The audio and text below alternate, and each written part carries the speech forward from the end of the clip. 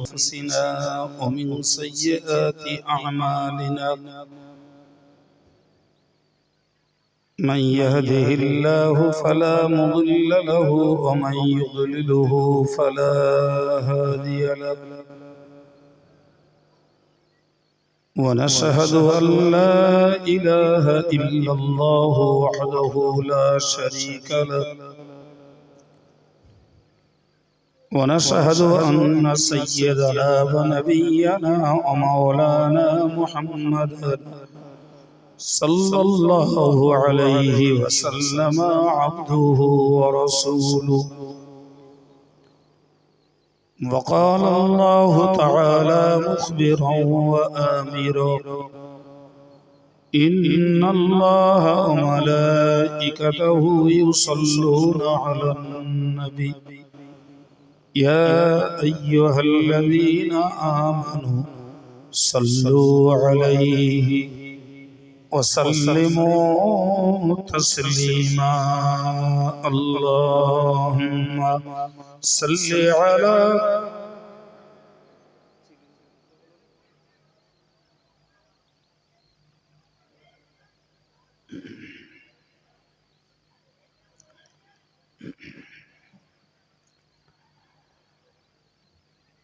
মন খুলে একটু জিকির করুন লা ইলাহা ইল্লাল্লাহ লা ইলাহা ইল্লাল্লাহ লা ইলাহা ইল্লাল্লাহ লা ইলাহা ইল্লাল্লাহ লা ইলাহা ইল্লাল্লাহ লা ইলাহা ইল্লাল্লাহ لا إله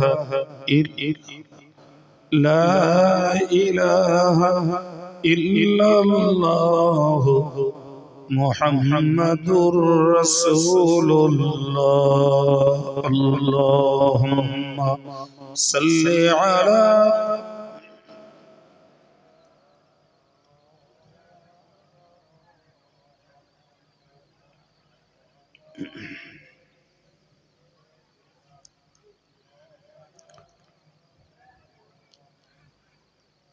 दीन मिला ईमान मिला पढ़ने के लिए कुरान मिला जो कुछ देने का था सब कुछ दिलवा दिया कमली वाली ने ला इलाहा ला इलाहा لا إله إلا الله محمد رسول الله اللهم صل على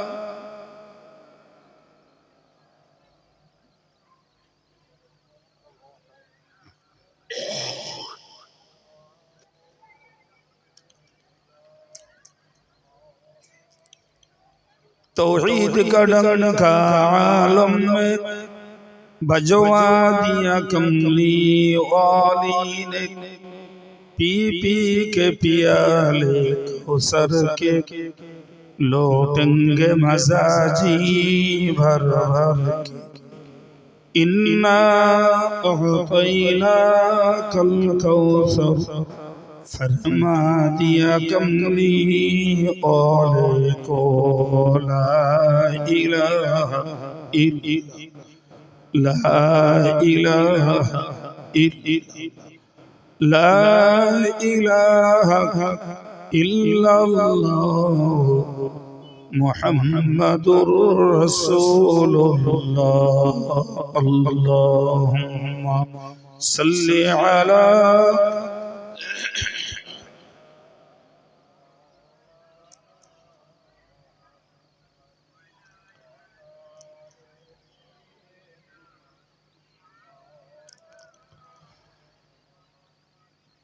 أما بعد فأعوذ بالله من الشيطان الرجيم بسم الله الرحمن الرحيم أولئك كتب في قلوبهم الإيمان وأيدهم بروح منه صدق الله العظيم وصدق رسوله النبي الكريم স্নেহভাজন সভার সঞ্চালক সম্মানিত আজকে সভার বিদায়ী অতিথিবৃন্দ, বিশেষ করে সদ্য বিদায়ী বক্তা ফুরফুরা শরীফের আওলাদে মুজাদ্দিদে জামান পীরজাদা জনাব হযরত মাওলানা আসিম বিল্লাহ সিদ্দিকী সাহেব, সম্মানিত সুধী, সন্ধ্যা থেকে এ পর্যন্ত 6 ঘন্টা রাত হয়েছে। তো একটি প্রতিষ্ঠানের বাৎসরিক ইসালে সওয়াব, ফলে একটি বছর পর মানুষের সঙ্গে আনাগোনা, যোগাযোগ এবং সম্প্রীতির মতো বিনিময় সবকিছুর ভিতর দিয়ে একটি মাদ্রাসার ইসাল সাহেবের বাৎসরিক ইসালে সওয়াব সম্পন্ন হয়। তো আমি এসে যেটা দেখছি, মসজিদের হাল কম বেশি বলা যায় একটা শূন্য হাল।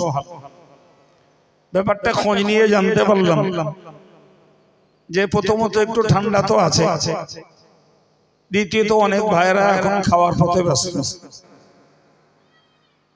তো যারা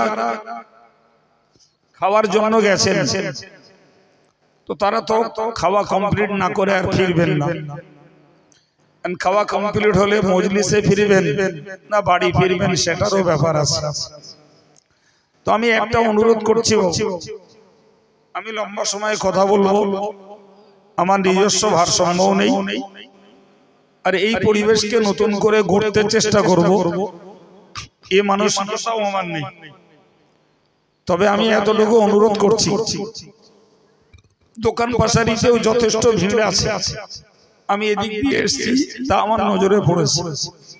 তো আমি একটা অনুরোধ করি, যারা অন্তত খাওয়ার জায়গায় নেই, দোকানের দিকেও নেই, বা মাদ্রাসার কোনো বিভাগীয় খেদমতেও নেই, এরকম ভাই যদি কিছু থাকেন তাহলে একটু বসো, একটু বসো।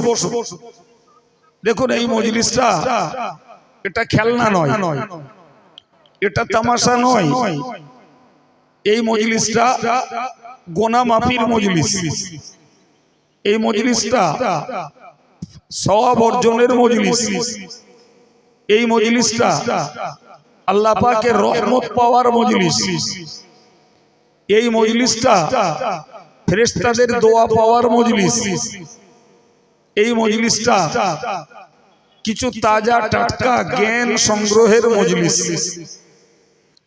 সেজন্য এক কথায় বলতে পারা যায়, এই মাহফিলটাতে সার্বিকভাবে ঈমানদার মুসলমানের জন্য কল্যাণ রয়েছে। এখন কেউ যদি নিজের ভালো না নিতে চায়, কেউ কাউকে জোর করে ভালো করে দিতে পারে না ভাই। তাই প্রথমত আমাদেরকে একটা জিনিস মনে রাখতে হবে, একটা জিনিস মনে রাখতে হবে, আরবিতে 3টা শব্দ বলছি, একটু মাথায় রাখুন। একটি শব্দের নাম হলো ইহতিয়াজ, আরেকটি শব্দের নাম হলো তলব, আরেকটি শব্দের নাম হলো তাওয়াজ্জুহ।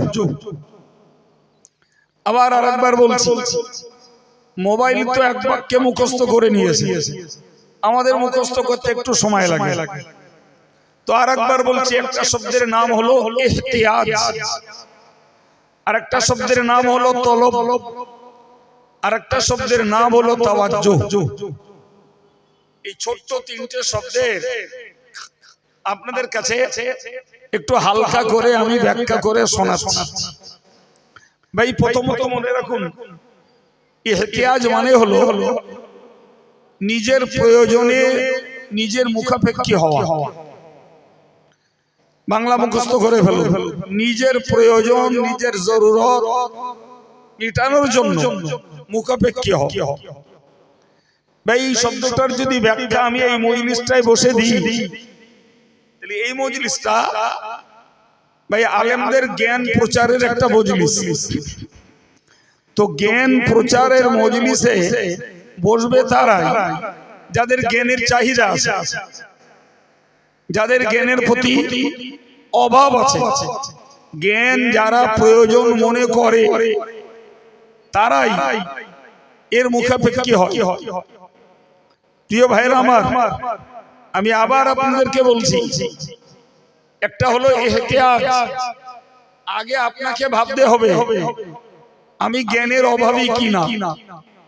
জ্ঞানের যদি অভাবী হই তাহলে দ্বিতীয় দায়িত্ব হলো তলব। অভাবী হলে জ্ঞান সন্ধান করতে হবে।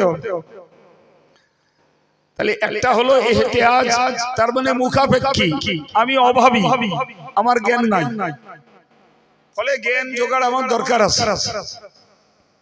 প্রিয় ভাই, আজকে ইমানদার মুসলমানকে মনে রাখতে হবে যে এটা একটা হাফিজি মাদ্রাসা, সেখানে কোরআন মুখস্থ করানো হয়। সেই মাদ্রাসার উন্নয়নে এই সভা, এখানে দ্বীন, ঈমান, কোরআন সবকিছু নিয়ে মুসলিম সমাজের কাছে আলোচনা হয়। তাহলে যাদের কোরআনটা মুখস্থ করার আগ্রহ হয়েছে তারা কোরআন মুখস্থ করতে মাদ্রাসায় ভর্তি হয়েছে। এখন যাদের এই দ্বীনের জ্ঞান, যাদের কোরআনের জ্ঞানের অভাব আছে, তারাই তো অভাব মিটানোর জন্য এই মাহফিলে বসবেন। তাহলে আগে ভাবতে হবে আপনার ভিতরে জ্ঞানের অভাব আছে কিনা, জ্ঞানের অভাব আছে কিনা। আমি এসে শুনছিলাম যতক্ষণ যে বেলাল রাদিয়াল্লাহু আনহুর জীবনীর উপরে আমাদের ফুরফুরা শরীফের আওলাদে মুজাদ্দিদ জামান কথা বলছিলেন।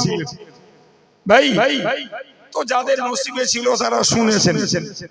আমি আপনাকে এই প্রসঙ্গে একটা কথা বলি, জানেন তো এই হাফেজে কোরআনরা কোরআন মুখস্থ করে, আর এই কোরআন মেমোরি করার জন্য আল্লাহ জায়গা ঠিক করে দিয়েছেন কল। কোথায় জায়গা দিয়েছেন? কলবে। এটা এমন একটা সুরক্ষিত জায়গা যেখান থেকে চুরি যাবে না, চিন্তাই হবে না, কেউ ডাকাত করে নিতে পারবে না, কেউ তাতে ফারাজ বসাতেও পারবে না। সুবহানাল্লাহ বলে। এই যে হৃদয়টাকে কোরআন সংরক্ষণের জায়গা বানিয়েছেন কে? আল্লাহ। ফলে কারুর ভাই যদি হাফেজ হয় তাহলে আরেক ভাই তার কাছ থেকে ফারাজ পেতে পারে না, ফারাজ চায়ও না। এখন আপনি বলুন, যে কোরআন জায়গা পেয়েছে কলবে, গেঁথে দেওয়ার মালিক কে? আল্লাহ। জি, আমার আল্লাহ নিজেই বলেছেন ইন্না আলাইনা জামাআহু ওয়া কুরআনা, এই কোরআনকে তোমার দিলে গেঁথে দেওয়ার এবং তোমার জবান দ্বারা পুনরায় এটাকে আবৃত্তি করিয়ে দেওয়ার দায়িত্ব আমার। আর একটু জোরে বলে। ফলে ফাইজা করানাহু ফাত্তাবিউ কুরআনা, আমার ফেরেশতা জিবরিল যখন তোমার কাছে পড়ে তুমি আদবের সঙ্গে, বিনয়ের সঙ্গে, একাগ্রতার সঙ্গে তার পড়াটাকে শোনো। সুবহানাল্লাহ বলে। প্রিয় ভাই আমার, তাহলে রাসূল প্রকৃত শিক্ষা পেয়েছেন আল্লাহর কাছ থেকে, কিন্তু মিডিয়াম ছিল রাসূল হযরত জিবরিল আমিন। তো সেই রাসূলুল্লাহকে আল্লাহ এই কথার প্রতি উৎসাহিত করেছেন যে তুমি এই পড়াটাকে মনোযোগের সঙ্গে শোনো, মনোযোগের সঙ্গে পড়াটাকে শোনো। এখন বলুন, তাহলে রাসূলুল্লাহকে মন কান দিয়ে আল্লাহর পাঠানো কোরআন শুনতে হয়েছে, ঠিক না বলুন? হ্যাঁ, আপনি বলুন, যে ছেলেটা হাফেজ হচ্ছে তাকে যদি কোরআন মুখস্থ করতে হয় তাহলে তাকেও তো মন কান দিয়ে কোরআন পড়া লাগে, না কি বলছেন? উড়ন্ত মনে কোন ছাত্র যদি পড়ে কখনোই তার পড়া ভালো হয় না। আমরা ছেলে ছেলে পড়াই জানি। আচ্ছা বলে, তাহলে যে কোরআন রাসূলকে জিবরিল দিয়েছেন মন কান দিয়ে তিনি শুনেছেন, আল্লাহ পরে রাসূলের জবান দিয়ে আবৃত্তি করিয়েছেন। সেই কোরআন ছেলেটা হাফেজ সাহেবরা পড়ছে মন কান দিয়ে।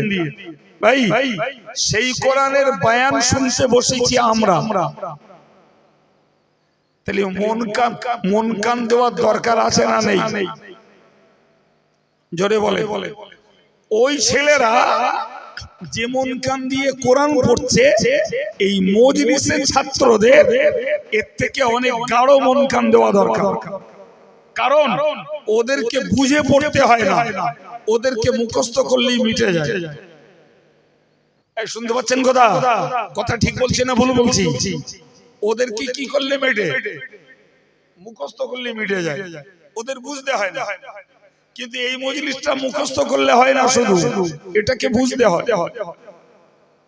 এটাকে বুঝতে হয়। ভাই কজনের আর পড়াবো, আর কদিন ধরে আর পড়াবো?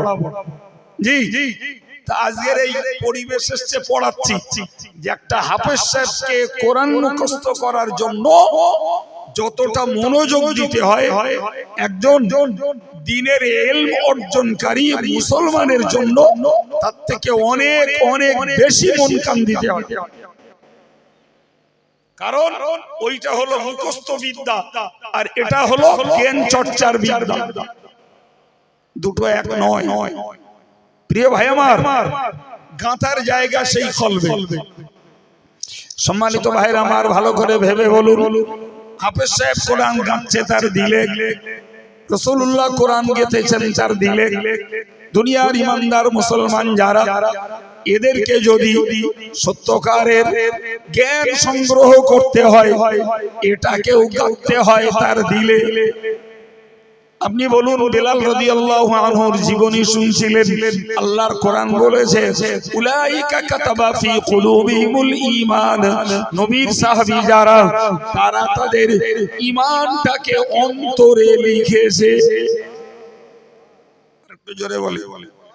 তাহলে যে হাফেজ সাহেবের হৃদয় থেকে কোরআন ছিনিয়ে যাওয়া যায় না, হাফেজ সাহেবের হৃদয় থেকে কোরআনকে চুরি করা যায় না, হাফেজ সাহেবের হৃদয়ে অঙ্কিত কোরআনের প্রতি ভাগ বসানো যায় না।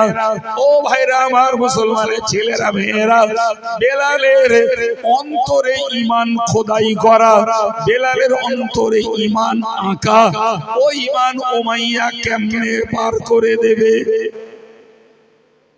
দিতে পারে? একদম না। যে ঈমান হৃদয়ে আঁকা, যে ঈমানের পাত্রটাই অন্তর, উমাইয়া কত অত্যাচার করবে যে বেলালের হৃদয় থেকে ঈমান শূন্য করে দেবে। ভাই তাই বুঝতে হবে, এটাই হযরত বেলাল রাদিয়াল্লাহু আনহু ঈমানের ইহতিয়াজ, ঈমানের জরুরত, ঈমানের প্রয়োজন তিনি বুঝেছিলেন। তাই পেটে না খেয়ে, তৃষ্ণা ভোগ করে, দেহ রক্তাক্ত করেও সেই ঈমানকে তিনি ত্যাগ করেননি। জি বিশ্বাস করুন, রাগ করবেন না। জি এই বাংলার 3 কোটি বাঙালি মুসলমান, এরা আজও পর্যন্ত সবাই, কিছু সংখ্যক হতে পারে, এরা সবাই ঈমানের ইহতিয়াজ, ঈমানের জরুরত, ঈমানের প্রয়োজন, ঈমানের মুখাপেক্ষিতা এরা আজও বুঝেনি।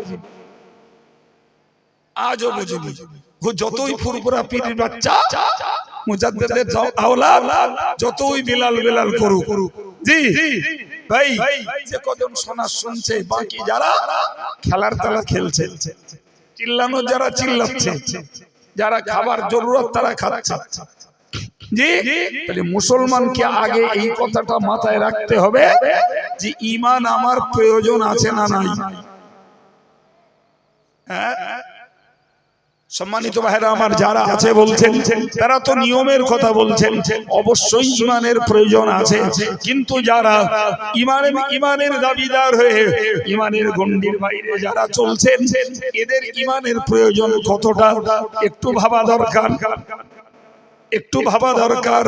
রাসূল করিম সাল্লাল্লাহু আলাইহি ওয়াসাল্লাম তার প্রিয় চাচা হযরত আবু তালেবকে মরণ শয্যায় শায়িত অবস্থায় বলেছিলেন, ইয়া আম্মি কুল লা ইলাহা ইল্লাল্লাহ আশহাদু লাকা বিহা ইয়াউমাল কিয়ামা। ও চাচা জান, আপনি একটা বার শুধু বলুন, লা ইলাহা ইল্লাল্লাহ উহাজ্জু লাকা বিহা ইয়াউমাল কিয়ামাতি। এই কথাটা দ্বারা কিয়ামতের দিনে আমি আপনার হয়ে নাজাতের দলিল দেব। এই মাইকম্যান কোথায় গো?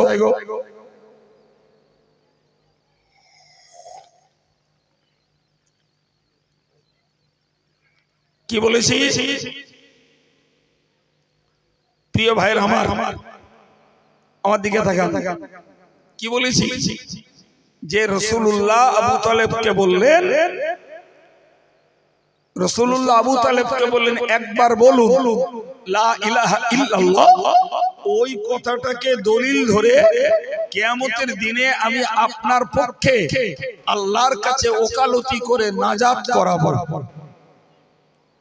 এবার বলে বেলাল ঈমানটা অন্তরে এঁকেছে, জি, আর সেই ঈমানটার জন্য রাসূলুল্লাহ আবু তালেবের পিছনে মেহনত দিচ্ছে যে আপনি ঈমানটা আনুন, আনলে ওটাই হবে আপনাকে জাহান্নাম থেকে মুক্ত করার আমার একান্ত দলিল।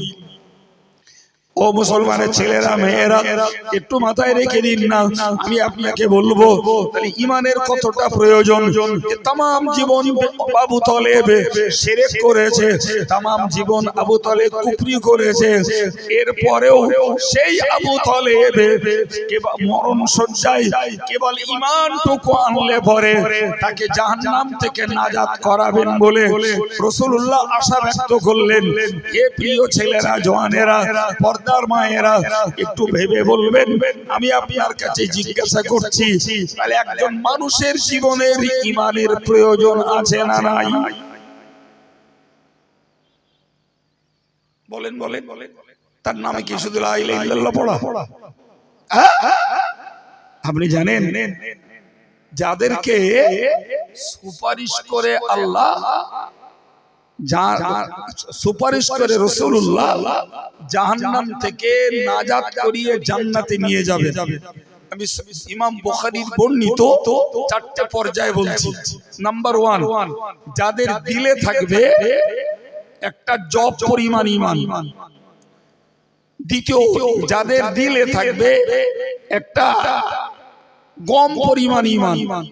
তৃতীয়, যাদের দিলে থাকবে একটা পিঁপড়ের মাথা পরিমাণ ঈমান। কথা বোঝাতে পারলাম? কি কি বলেছি? তাহলে জব, গম, পিঁপড়ের মাথা, এই যে তিনটে ঈমানের স্তর হাদিস শরীফে বর্ণিত হয়েছে। প্রিয় ভাইরা আমার, এই স্তরের ঈমানগুলো সব কলবে,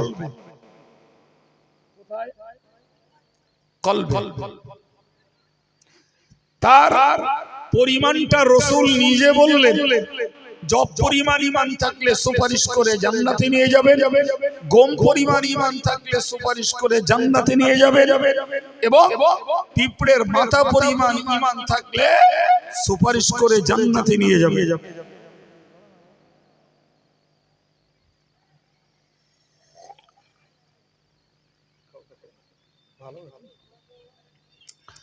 সম্মানিত ভাইরা আমার,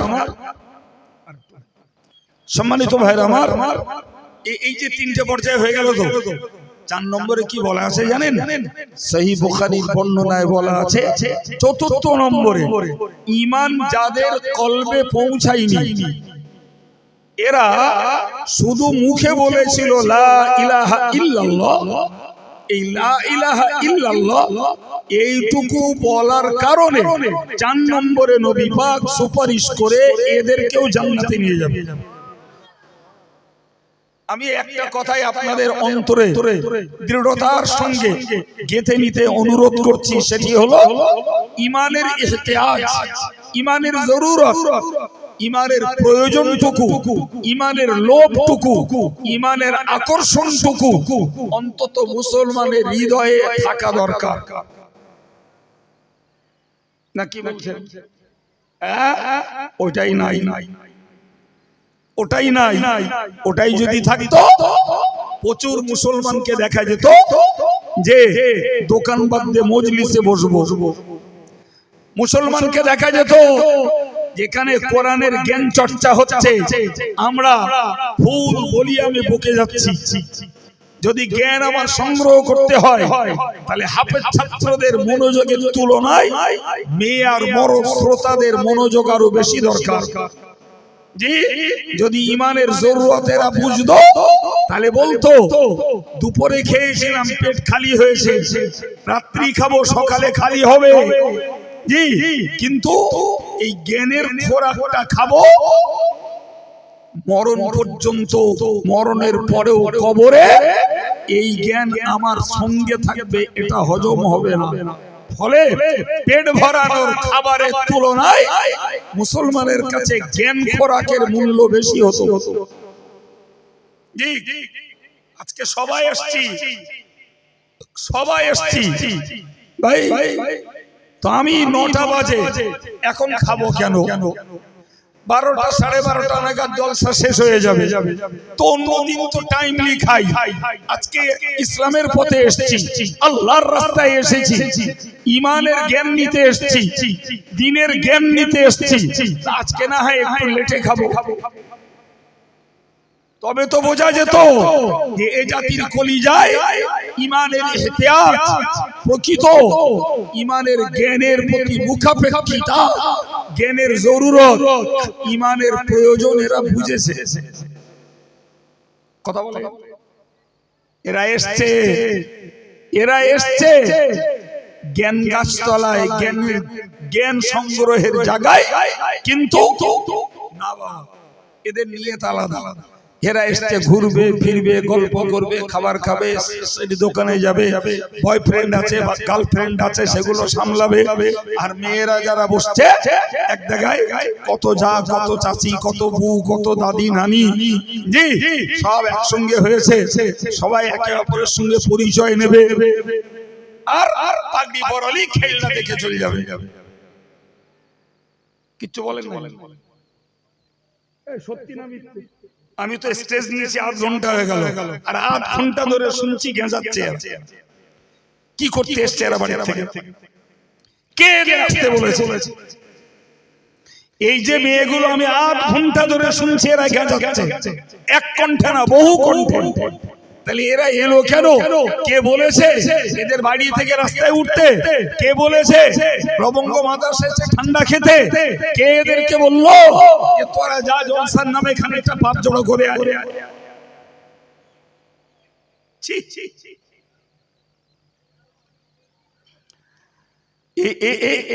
এদের নিয়েই আমাদের ধর্মীয় জীবন যাপন।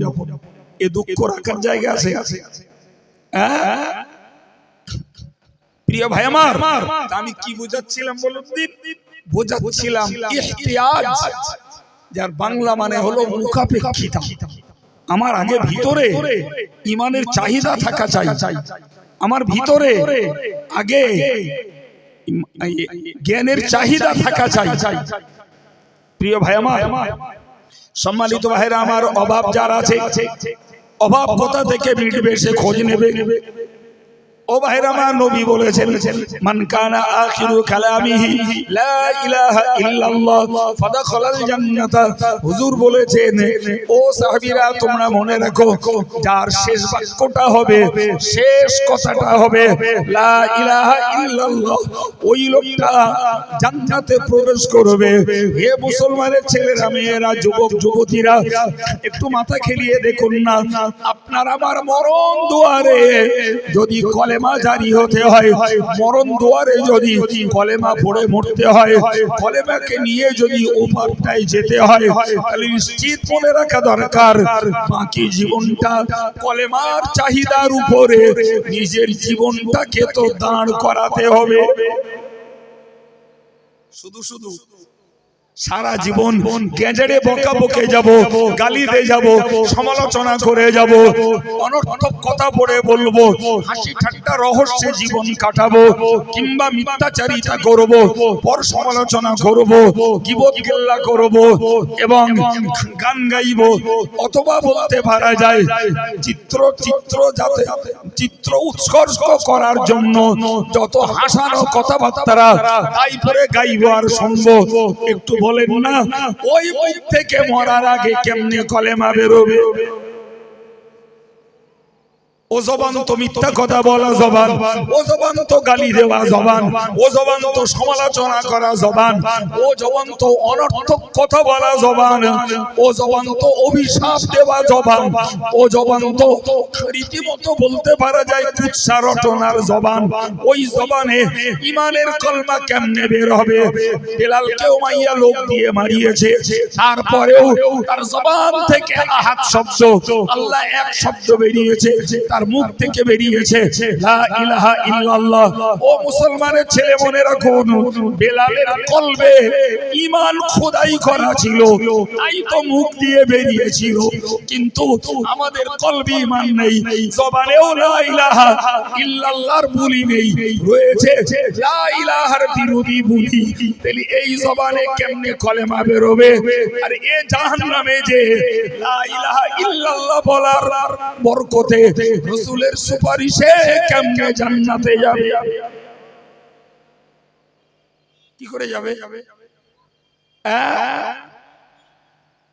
বিশ্বাস করুন, আমি জোর গলায় বলতে পারি, বাস্তবে পরীক্ষিত এই যে ভাইরা শুনছেন, যদি আমার এই কথাগুলো কোন নন মুসলিম কমিউনিটির লোক শুনতো, তাদেরও টনক নড়তো, তাদেরও চিন্তার পরিবর্তন হতো।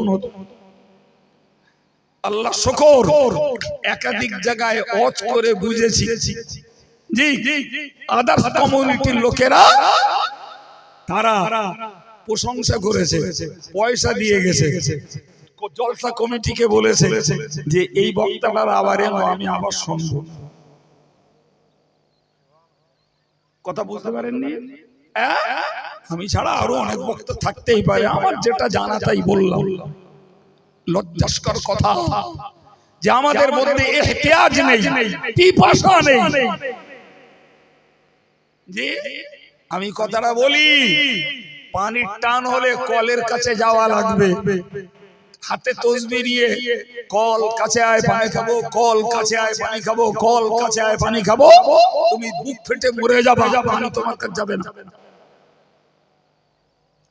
পানি তোমার কাছে যাবে না। আজকের বাঙালি মুসলমানদের কপাল ভালো যে চুক্তি করা বক্তা আলাদা, আনকন্ট্রাক্টেবল বক্তা, তাদেরকে বিবেচনার ভিত্তিতে যে পয়সা দিচ্ছি তাই এনে লক্ষ লক্ষ টাকার কেতাবের নির্যাস আমাদের কাছে বলে চলে যাচ্ছে। আর আমরা হেলায় খেলায় আর গল্পে তামাশা রংবাজারি আর মাল কেনাকাটায় জি ধর্মতলায় এসে অধর্ম করে বাড়ি যাচ্ছে। তাহলে এদের ভিতরে পিপাসা কই? এদের ইহতিয়াজ নেই, এদের দরকার নেই। জি মস্ত বড় আল্লাহর ওলিদের শাইখুল মাশাইখদের বক্তব্য, প্রত্যেকটা ইমানদারের ভিতরে তিনটে জিনিস থাকতে হবে। নাম্বার 1 ইহতিয়াজ, সেটা হলো পিপাসা, সেটা হলো জরুরত, সেটা হলো চাহিদা। আগে বুঝতে হবে হে মুসলমান, তোমার চাহিদাটা আছে কিনা, আগে ওইটা ভাবো, আগে ওইটা ভাবো তোমার চাহিদাটা আছে কিনা। জি তুমি পিপাসার্থ কিনা? কিসের পিপাসা? ঈমানের। কিসের পিপাসা? ইলমে দ্বীনের। কিসের পিপাসা? জিকিরের। কিসের পিপাসা? তাসবিহ তাহলিলের। কিসের পিপাসা?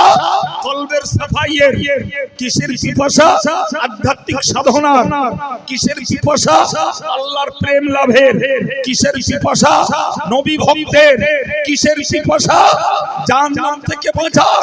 কিসের পিপাসা? পুলসিরাত অতিক্রম করার। কিসের পিপাসা? জান্নাতে ঢোকার।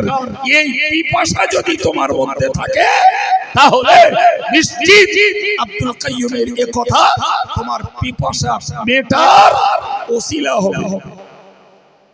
তোমার মধ্যে পিপাসা নেই, আমি তোমাকে জোর করে গেলাচ্ছি, আমি জোর করে গেলাচ্ছি, এটার নাম চাহিদা নয়। জি সম্মানিত ভাইরা আমার, ভালো করে মনে রাখুন, এই জন্য পীরলীরা বলেছেন, বুজুর্গানে দ্বীনেরা বলেছেন, যদি তোমার জীবনকে ধন্য করতে চাও তাহলে তুমি তিনটে জিনিস লক্ষ্য করো। আগে তোমার ভিতরে চাহিদাটা আগে অনুভব করো, তোমার প্রয়োজন কতটা। দেখেন না, শোনেননি? জি, যারা আল্লাহ প্রেমের চাহিদা আছে তারা পীরলীদের কাছে গিয়ে ধন্না ধরছে। আল্লাহর প্রেমের চাহিদা আছে, লোকালয় ছেড়ে দিয়ে নির্জনে বসে আল্লাহ আল্লাহ করছে। যাদের আল্লাহর ভালোবাসার চাহিদা আছে তারা তাহাজ্জুদের নামাজ পড়ে কোরআন পড়ছে। যাদের নবীর মুহাব্বতের চাহিদা আছে তারা তাহাজ্জুদের নামাজ পড়ে সারা সূরা মুজাম্মিল তেলাওয়াত করছে, কেউ দুরূদ শরীফ পড়ছে। যার চাহিদা নেই সে নাকে তেল মেরিয়ে ঘুমোচ্ছে। জি, এই জন্য বুজুর্গরা বলেছেন, আগে তোমার ভিতরে চাহিদা তৈরি করো, আগে লোভ বাড়াও, আগে পিপাসা সৃষ্টি করো। এটা আমার দরকার, এটা আমার দরকার। নাম্বার 2, বুজুর্গানে দ্বীনের বক্তব্য হলো তলব। তলবের বাংলা মানে হলো সন্ধান। যার পিপাসা আছে, কোথায় পানি পাবে সে সন্ধান করবে। যার ইমানের পিপাসা আছে, ইমানের জ্ঞান কোথায় পাবে, ইমান কোথায় পাবে সে খুঁজে নেবে। যার ইলমের পিপাসা আছে, সে ইলম কোথায় পাওয়া যাবে সেখানে যেয়ে সে খুঁজবে।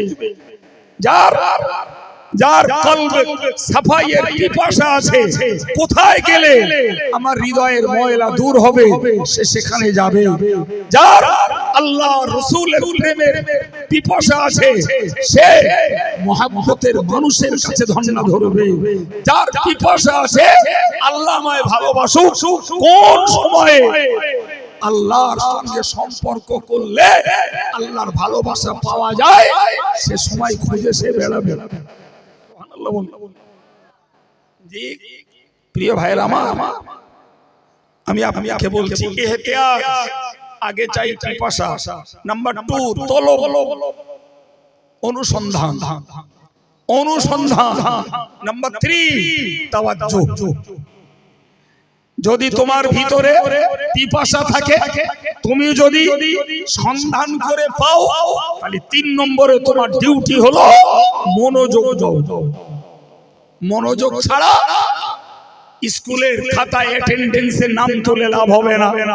মনোযোগ ছাড়া লবঙ্গ হিসেবে হবে হাজিরি খাতায় নাম তুলে জি লাভ হবে না।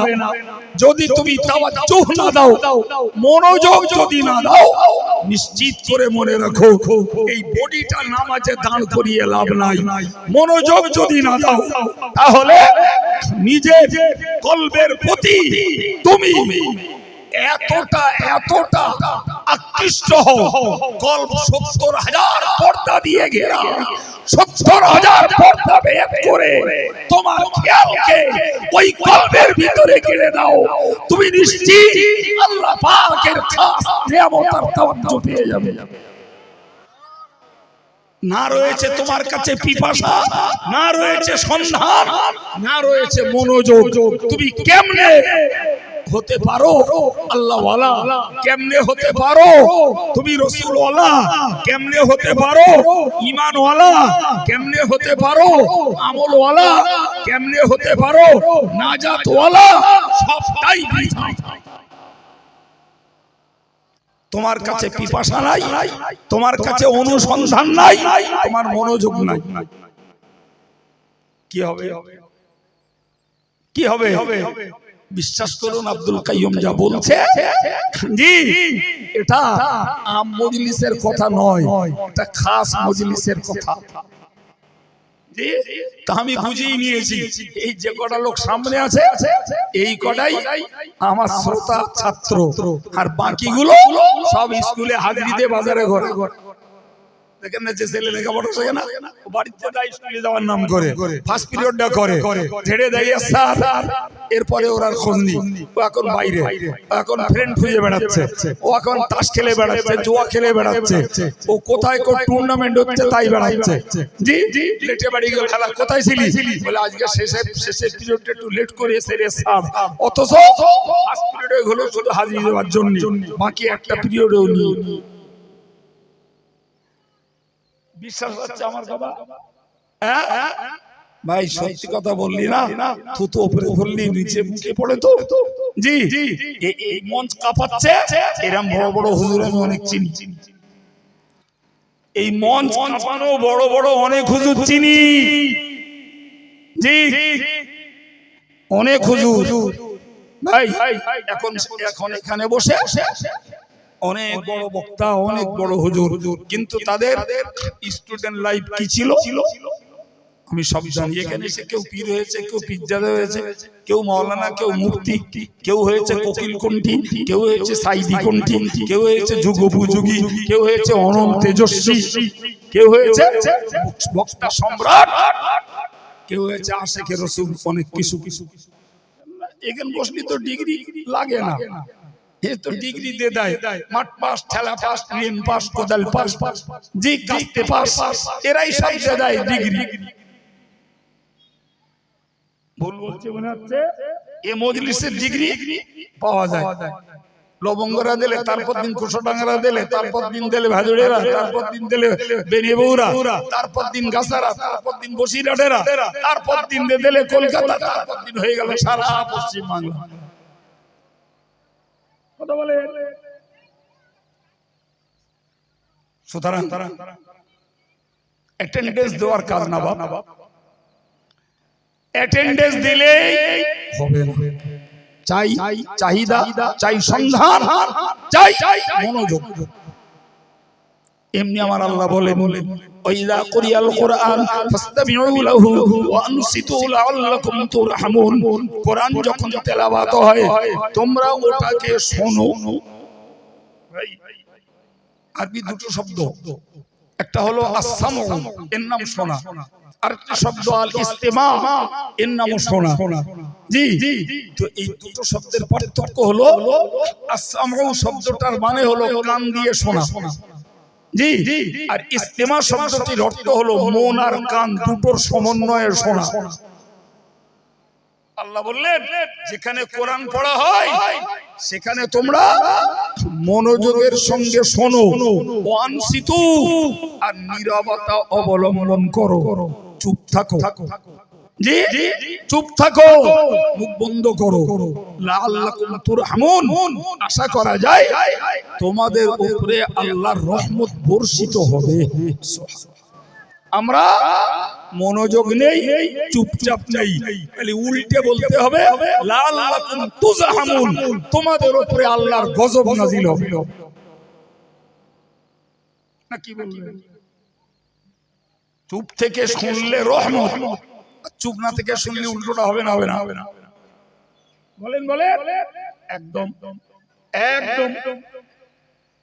প্রিয় ভাইরা আমার, তো আমি আপনাকে যে কথাগুলো শুরু থেকে পর্যন্ত স্পষ্ট ভাষায় আপনাদেরকে বলে বুঝিয়ে এসেছি, জি কথা বলার এখনো অনেক কিছু সামনে আছে, তো আমি আপনাদেরও কষ্ট বেশি দেবো না, আর আমিও বেশি কষ্ট নিতে চাচ্ছি না। জি যারা মনোযোগের সঙ্গে আমার কথাগুলো শুনেছেন, আমি মনে করি তাদের এই রাত পর্যন্ত বসে থাকার ক্ষুধা কিছু হলেও মিটেছে, কিছু হলেও মিটেছে। অন্তত ওই তিনটে কথা মনে রাখুন, ইহতিয়াজ, নিজের প্রয়োজন, পিপাসা, লোভ থাকা চাই আগে। কিসের লোভ? আমি কলেমা পড়ে মরব। কিসের লোভ? শত দারিদ্রতার পরেও আমি আমার ঈমান হারাবো না, এই চাহিদাটা আগে থাকা চাই। যে আমার লোভ থাকে আমার ভিতরে, আমার আমলের প্রয়োজন আছে, আমার জিকির তাসবিহ তেলাওয়াতের প্রয়োজন আছে, এই পিপাসাটা আগে থাকে। নাম্বার 2, পিপাসা পূরণ করব কোন পথে জানি না, সন্ধান করুন। সন্ধান করলে আপনার পিপাসা কোথায় গেলে মিটবে তা পেয়ে যাবে। হযরত সালমান ফারসি রাদিয়াল্লাহু আনহু, সালমান ফারসি রাদিয়াল্লাহু আনহু বুখারী শরীফ প্রথম খণ্ডের একদম শেষ অধ্যায় হলো বাবু ইসলামী সালমান আল ফারসি রাদিয়াল্লাহু আনহু। বুখারী শরীফ একদম শেষ জিলদ আওয়াল প্রথম ভাগের শেষ হাদিস, হযরত সালমান ফারসি রাদিয়াল্লাহু আনহুর ইসলাম গ্রহণের মৌলিক কথা রাসূলুল্লাহ যেটা বলেছেন ইমাম বুখারী সেইটাকে বুখারী শরীফের প্রথম ভাগের শেষ হাদিস হিসেবে উল্লেখ করেছেন। আপনি ভাবতে পারেন সালমান ফারসির লোভটা বুঝো। বাপ অগ্নি উপাসক ধর্মের মানুষ। কোন ধর্মের? অগ্নি উপাসক। জি, তিনি যখন বড় হলেন এই আগুন পূজার ধর্ম তার বিবেকের সঙ্গে লাগে, বিবেকের সঙ্গে খাপ খায় না। তিনি মনে মনে সন্ধান করতে লাগলেন এই ধর্ম কখনো ধর্ম নয়, যা আগুন জ্বালিয়ে তারে পুজো দেবো আর সে আমারে রক্ষা করবে, এটা একটা অসম্ভব। কিন্তু গোটা পরিবার, গোটা সমাজ, গোটা মহল্লা, গোটা এলাকা সব অগ্নি পূজারী। উনি ওনার মনের কথা কাকে ব্যক্ত করবেন? কাউকে ব্যক্ত না করে ওনার ভিতরে চাহিদা বেড়েছে। কিসের চাহিদা?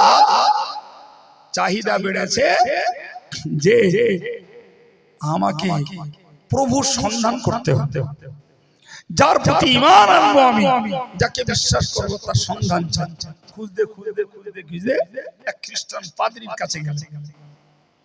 পাদ্রীর কাছে যেয়ে দেখলেন আমার পৈতৃক ধর্মের তুলনায় পাদ্রীর পালিত দ্বীনে ঈসা নবীর ধর্মটা অনেক গুণে ভালো, অনেক গুণে ভালো। আর ভালো হয় স্বাভাবিক, কারণ দ্বীনে ঈসাই তো আল্লাহর দেওয়া দ্বীন। দ্বীনে ঈসাই গাইড বুক হলো ইনজিল, তাতে তো সব আল্লাহর কালাম, ফলে তার ভিতরে ভালো পাবেন। কিন্তু যার কাছে তিনি যাতায়াত করছিলেন মানুষটা বয়স হলো, বৃদ্ধ হলো, আস্তে আস্তে যেন তার ভিতরে মরণের সিগন্যাল ফুটতে শুরু করলো। এই ছেলেটার সালমান ফারসি রাদিয়াল্লাহু আনহু তার চাহিদা মিটেনি, তার পিপাসা মিটেনি। তিনি বললেন যে আপনাকে তো দেখে মনে হচ্ছে আপনি আর বেশি দিন থাকবেন না, আমি আপনার অবর্তমানে যাব কোথায়? আমি যাব কোথায়?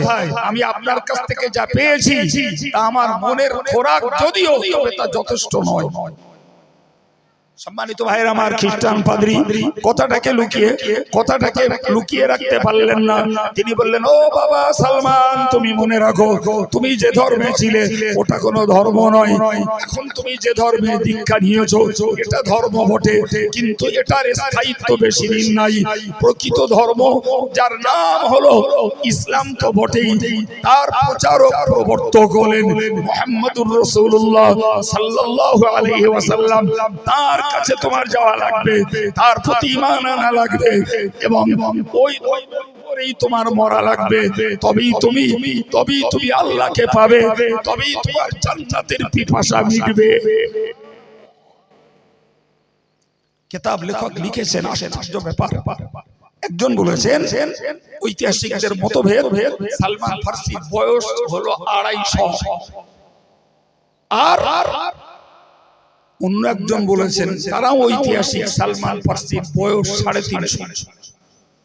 জি, তাকে ঈমানের চাহিদা, আল্লাহ পাওয়ার চাহিদা, জান্নাত পাওয়ার চাহিদা তাকে নিয়ে গেছে এইভাবে। তিনি ওই খ্রিস্টান পাদ্রীর মৃত্যুর পরে ছদ্মবেশে বেরিয়ে পড়লেন, বাড়িতে কাউকে বুঝতে দিলেন। জানেন, সালমান ফারসি ঈমানের লোভ পুরো করার জন্য 13টা মালিকের কাছে জীবনে বিক্রি হয়েছে। কজনের কাছে বললাম? মানুষ বিক্রি হতো তখন, আমি কিনলাম, কিছুদিন তাকে নিয়ে খামার খেদমত নিলাম, ভাই তো আমি আর রাখবো না, বিক্রি করে দিলাম। ইনি কিনলেন, উনি কিছুদিন রাখলেন, বিক্রি করে দিলেন, ইনি কিনলেন। জি, যদি কেউ বিক্রি করতে না চাইতো তিনি তার কাছে বিক্রির জন্য আবেদন করতেন, আমাকে বিক্রি করে দেন। ধান্দা কি? ধান্দা হলো ওই খ্রিস্টান পাদ্রী বলে গেছে যে ওই আখরি পয়গম্বর যেখানে আসবে সেখানে আছে ঘন খেজুর বাগান, ঘন খেজুর বাগান। উনি বিক্রি হচ্ছেন আর পথে এগোচ্ছেন, আল্লাহু আকবার, বিক্রি হচ্ছেন আর পথে এগোচ্ছেন, মনে মনে সন্ধান করছেন সেই ঘন খেজুর বাগান কোথায়। জি, তিনি এই সন্ধানের ভিতর দিয়ে একটা ঠিকানা পেলেন যে ঘন খেজুর বাগান হলো ইয়াসরাব।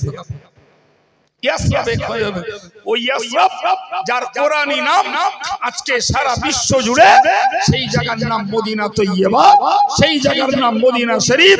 ভাই ওই জায়গা পর্যন্ত পৌঁছাতে সালমান ফার্সির জীবনে 13টা মালিকের হাতে তার রত্নডলার বিক্রি হতে হতে হতে হতে লেটেস্ট তিনি মদিনায় পৌঁছে গিয়ে সেই রাসূলের সাক্ষাৎ করে, সেই রাসূলের কাছে ঈমান গ্রহণ করে সালমান ফার্সি, মনে রাখবেন, মনে রাখবেন, কাদরিয়া, চিশতিয়া, নকশবন্দিয়া, মুজাদ্দিদিয়া তরিকার ওলিদের রাসূলের ফয়েজ পেয়েছেন আবু বকর, রাসূলের ফয়েজ পেয়েছেন আলী, আবু বকর থেকে নকশবন্দিয়া, মুজাদ্দিদিয়া তরিকার ফয়েজ পেয়েছেন ওই সালমান ফার্সি রাদিয়াল্লাহু আনহু।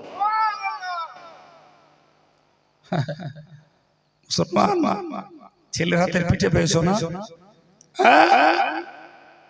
জি প্রিয় ভাই আমার, চাহিদা, তার লোভ, তার পিপাসা পারস্য থেকে মদিনা পর্যন্ত নিয়ে এসেছে, তাও নিজে দৈন রিক্ত নিঃস্ব কিচ্ছু নেই, পরের হাতে বিক্রি হতে হতে। জি আল্লাহু আকবার। সালমান ফার্সি নবীর সাহাবী, সালমান ফার্সি সারা পৃথিবী নকশবন্দিয়া, মুজাদ্দিদিয়া তরিক ওলিদের ফয়েজের রাসূলের পরে আবু বকরের পরে উৎস।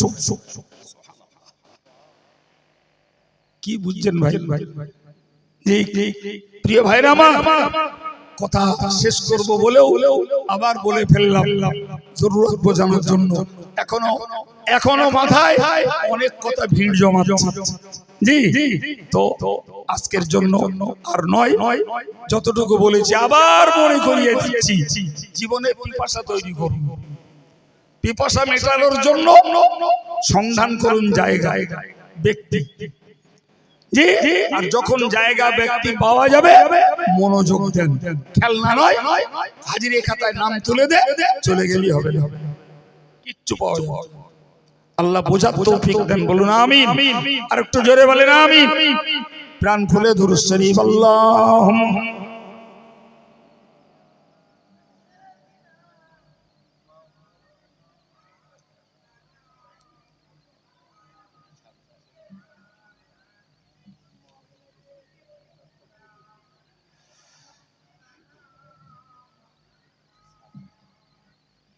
সম্মানিত ভাইরা, নিশ্চয়ই জানেন যে আমি এমন একটা লোক, পড়াবার সময় পড়া দিতে হয়, আবার ভিক্ষেও করতে হয়, কিছু করার নেই। তো যতটুকু আজকের পড়া আগের হুজুরের আলোচনার পরে মাথায় এসছে আপনাদেরকে শেয়ার করলাম। এখন অল্পক্ষণের জন্য মাদ্রাসার পক্ষে একটু খেদমত। একজন ভাই 500 টাকা নগদ দিয়েছেন। আমাদের সংগঠনের তরুণ কর্মী হযরত মাওলানা আব্দুল মুহিত সাহেব, তিনি কম বেশি সংগঠনের সমস্ত মাদ্রাসাগুলোর ইসাল সওয়াবগুলোতে